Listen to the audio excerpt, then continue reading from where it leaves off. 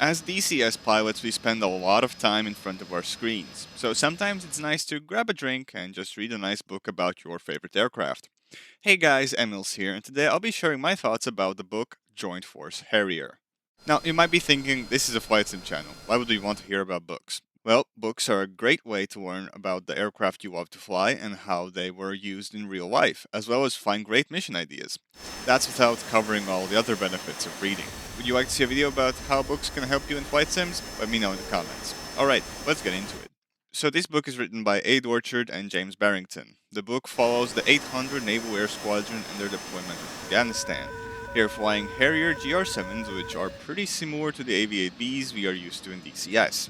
It strikes a nice balance of sharing enough detail to be interesting to someone who understands the Harrier systems, and also not too detailed so people who are not as into aircraft could understand what they are talking about, and when aviation lingo is used, it is usually explained.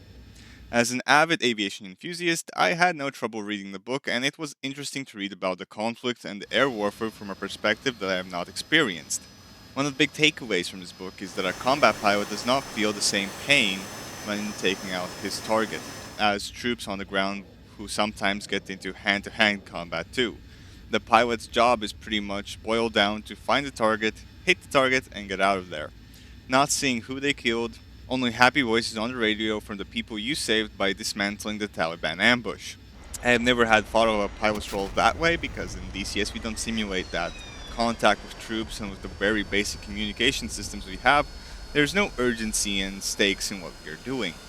It was also interesting reading a bit about what they do between sorties and how they scramble for cast flights. And also how much certain things on the airfield affected morale and what pilots focus on when taking off and returning to base.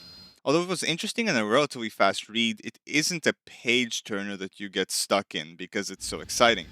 I realized this while reading Hunter Killers by Dan Hampton. That isn't a bad thing, and it's just how the writer decided to write it. The formatting in the book also has strange places. The book overall, at least this printing of it, has really wide margins and big font, which is partly the reason why it's so fast to read.